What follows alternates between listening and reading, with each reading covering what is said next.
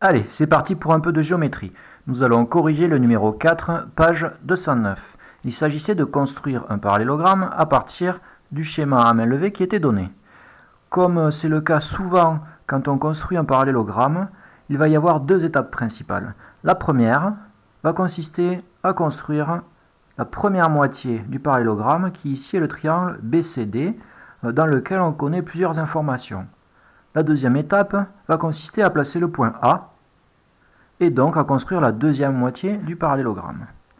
C'est parti pour la première étape en traçant le côté DC qui fait 5 cm. On fait bien un début et une fin à notre segment, on place les points, on réécrit la longueur, c'est obligatoire, et ensuite on passe à la mesure des angles. Donc on a un angle de 29 degrés et un angle qui est obtus de 110 degrés. Voici le rapporteur que j'ai. Il n'a qu'une seule graduation, un 0 à gauche, pas de 0 à droite. C'est peut-être différent chez vous, je l'espère, parce que quand il y a deux zéros, c'est un petit peu plus facile. Ici, on va commencer par l'angle de 29 degrés. Donc, on va placer le centre du rapporteur sur le point D, parce que c'est le sommet de l'angle, et ensuite il va falloir aligner une des deux extrémités de notre rapporteur, un des deux zéros, avec le premier côté de l'angle qui est le segment DC.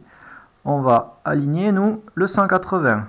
Pourquoi? Eh bien parce que si je fais le contraire, si j'aligne le 0, je vais mesurer vers le bas, alors que je veux mesurer vers le haut. Donc vu que je commence à 180, je vais devoir compter à l'envers. C'est pas très grave. 0, 10, 20, 30, c'était 29 degrés, j'enlève une graduation, et j'ai 29. Je trace le deuxième côté de l'angle qui est une demi-droite. Je note 29 degrés et je passe à l'angle suivant, 110 degrés, hop, avec le point C comme sommet de l'angle que j'aligne avec le centre du rapporteur. Et puis cette fois-ci, je vais pouvoir aligner mon 0 avec le premier côté de l'angle comme ceci. Voilà. Et je compte 110 degrés, 10, 20, 30, etc., etc. Forcément, ça va tomber sur le texte, c'est pas très grave. Je fais mon repère, puis le deuxième côté de l'angle, ici. Je note 110 degrés. Le point B, et voilà, la première moitié du parallélogramme est terminée. C'est un triangle, c'est ce qu'on a fait dans un chapitre sur les triangles, justement un petit peu plus tôt dans l'année. Donc, je pense que vous en êtes capable. Si vous avez un petit peu de mal, entraînez-vous. Dans la deuxième partie, on va devoir placer ce fameux point A. Et on va utiliser pour cela la première propriété du parallélogramme, qui est écrite ici en rouge. Si un quadrilatère est un parallélogramme, alors ses côtés opposés sont parallèles. Alors il faut savoir quels sont les côtés opposés. Il y en a deux paires. La première paire, c'est AB et DC, qui sont parallèles. Et la deuxième paire, c'est BC et AD, qui sont aussi parallèles. Pour tracer des parallèles, vous allez avoir besoin de l'équerre et de la règle. On commence avec la règle, plutôt avec l'équerre, pardon, en la positionnant contre le côté DC de façon à pouvoir construire la parallèle qui va passer par B ici. Donc l'équerre est contre DC, ensuite la règle est contre l'équerre de façon à pouvoir faire glisser l'équerre jusqu'au point B. Voilà. Et on trace. Même prolongée. Ici. On va répéter la même procédure avec le côté BC de façon à tracer AD dans cette zone ici.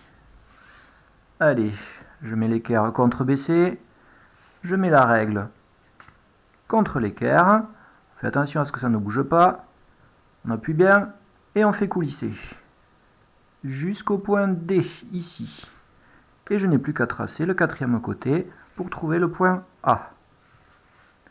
Voici comment on construit un parallélogramme avec la première propriété.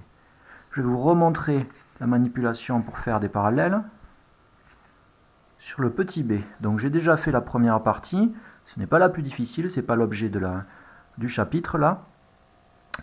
Il ne reste donc qu'à placer le point E qui va être dans cette zone. On va refaire pareil. L'équerre le long de HG, la règle le long de l'équerre. On fait coulisser jusqu'à F. Voilà. On va prolonger le trait que l'on vient de faire. C'est une droite qui est parallèle à HG pour l'instant. Et puis on fait une dernière fois la manipulation afin de placer le dernier côté. Ici, on fait coulisser jusqu'à H. Et voilà. Alors c'est pas terrible ce que je viens de faire, vous voyez, parce que le dernier côté que je suis en train de tracer, là, il est vraiment très court. Et plus c'est court, moins c'est précis. Donc on va prolonger. Et c'est terminé. Nous avons le point E. Voilà le travail qu'il fallait faire et que je vous laisse faire.